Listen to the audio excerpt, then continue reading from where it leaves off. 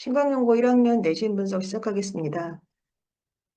신강여고 1학년의 내신 특징은요. 신강여고의 시험 특징 그대로 교과서에서 문제의 80%가 출제가 됩니다. 전체 총 31문항 중에서 25문항이 교과서에서 출제가 되고 있고요. 25년 9월 모의고사에서 6문항이 출제돼서 총 31문장이 한문항이 출제가 되었습니다. 두 번째는 1학기 기말처럼 대화문과 교과서 목표법 문제가 각각 한 문항씩 출제가 되었는데요. 이는 1학기 기말고사의 출제 경향과 굉장히 유사했습니다. 이번 시험에서는 최초로 모의고사 지문에서 서술형 영작 문제를 출제해서 기존 시험보다 난이도를 다소 높인 것으로 보입니다. 내신 시험 문항의 총 분석표를 보시면요. 일단 문법은 객관식 4문항, 주관식 1문항이 출제가 돼서 총 5문항이 출제가 되었습니다. 난이도는 기본적으로 중수준의 난이도의 문제로 나왔고, 객관식의 종류 같은 경우에는 어법 또는 문맥상 틀린 것 찾기 및 고치기, 본문 변형이 없이 그대로 출제가 돼서 난이도가 사실 그렇게 높진 않았습니다. 그래서 관계사절 속의 동사의 소일치라든가 아니면 관계대명사나 관계부사의 구분, 이때 강조 구문 또는 이때 가주어진 주어 구문의 문제 등이 구분하는 문제 등이 출제가 됐습니다. 신강여고는 지문 변형이 없기 때문에 텍스트 내 어법 판별력을 기르기 위해서 반복적이고 다양한 빈출 유형 문제 풀이가 필요하다고 보겠습니다.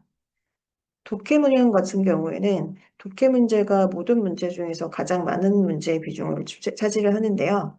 일단 객관식 문제는 총 16문항이 출제가 되었고 수준은 중수준으로 출제가 된 것 같습니다.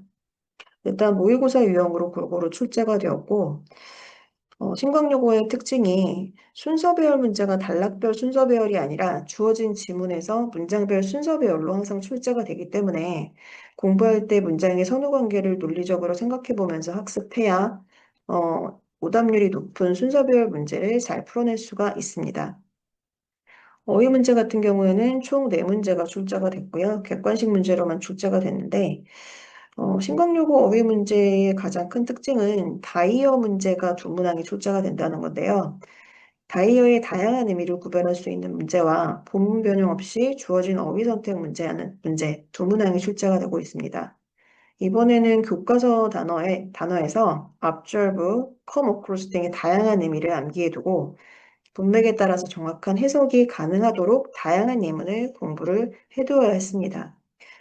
또 혼동어와 유반이어를 섞은 어휘 문제들은 평소 이제 학원 리뷰 테스트에서 계속 풀어봤던 문제들이기 때문에 새롭지는 않았습니다. 서답형 문제 같은 경우에는 총 7문장이, 6문장이 출제가 되었는데요. 일단 지문 영작, 교과서 지문 영작이 그중에 가장 큰 비중을 차지하고 있고, 모의고사 지문 영작이 이번에 처음으로 출제가 되었습니다. 어법상 틀린 문제 고치기가 한 문항이 출제가 되었고, 일단 본문에서 정답 문장을 그대로 찾아 쓰는 문항 하나가 출제가 되었습니다. 신강여고는 지문 변형이 없기 때문에 시험에 출제될 확률이 높은 문장이라든가 구문 등의 영작 문제를 풀고 반복적으로 암기를 해두어야 합니다. 신강여고에서 고득점을 받기 위한 수업 계획은요. 일단 첫 번째는 이 학교는 교과서의 출제 비율이 전체의 80% 이상이기 때문에 교과서를 위주로 철저히 공부를 해야 될 필요가 있습니다. 특히 교과서에서 영작 문제가 다수 출제되는 만큼 출제 확률이 높은 중요 문장 암기를 반복해서 할 필요가 있고요. 그리고 교과서의 목표법이라든가 지문어법, 어휘 판별, 서술형 등 다양한 유형으로 출제되기 때문에 즉 모든 유형에 일단 대비가 되어야 됩니다. 그리고 본문 내 다이어 학습, 그다음 문장 간 논리로 순서 배열, 맞추는 문제, 출제율이 높은 문장 암기로 오답률 높은 문항에 대비를 해야 되고요. 사실 모의고사에서 출제되는 비율은 적지만 이번에는 서술형 문제도 출제가 되었고 각 지문별 주제, 빈칸, 삽입, 어휘 등의 다양한 문제 유형으로 출제되기 때문에 이에 항상 대비는 해놔야 됩니다. 지문 변형이 없기 때문에 반복 학습을 통해서 실수를 줄이는 게 고득점을 막기 위한 계획이라고 볼 수 있겠습니다. 자, 신강여고 내신 기출 주요 문항을 일단 보시면요. 어, 서답형 문제 중에 첫 번째 문제가 본문의 내용을 그대로 주어진 단어를 이용해서 영작을 하는 문제였었는데요. 이 문제를 저희는 리뷰 테스트에서 이런 식으로 항상 반복해서 아이들에게 풀렸기 때문에 이런 문제를 만났을 때 굉장히 아이들이 자신감 있게 영작을 할 수 있었으리라고 생각합니다. 자, 이 두 번째 문제를 보시면요. 신광요구에서 굉장히 잘 내는 다이어 문제인데요. 본문의 앞절부라는 단어를 갖고 다양한 의미를 암기해 두고 정확한 해석이 가능하도록 다양한 예문을 공부를 해둬야 합니다. 여기서도 앞절부의 여러 가지 의미를 본문의 내용과 맞는 답을 찾는 문제로 냈는데 저희는 리뷰 테스트에서 이미 이 똑같은 문제를 푼 적이 있고요.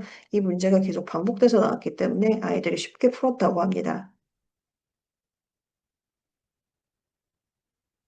이 세 번째 문제 또한 서술형 문제인데요. 서술형 문제에서 잘 나올 만한 그런 주요 구문들을 계속해서 영작을 시켰기 때문에 이 문제를 만났을 때 아이들이 전부 다 오답률 없이 100점을 다 맞을 수 있었던 그런 문제였었는데 저희가 리뷰 테스트에서도 똑같은 문제를, 똑같은 문장을 암기시켜서 미리미리 학습을 시켰기 때문에 그 문제를 쉽게 오류 없이 쓸 수 있었다고 합니다. 신광여고는 일단 교과서의 출제 비중이 굉장히 높기 때문에 교과서를 무조건 철저히 공부를 해야 되고 본부는 사실상 거의 다 암기하다시피 그렇게 공부를 시켜야 고득점을 맞고 그리고 실수를 좀 막을 수 있는 그런 학교라고 볼 수 있고요. 그리고 항상 학교의 내신 유형이 비슷비슷하기 때문에 그 비슷한 유형에 맞춰서 학원에서도 리뷰 테스트나 아니면 모의고사 테스트를 통해서 계속 반복 수업을 하고 반복 리뷰 테스트를 보고 있습니다.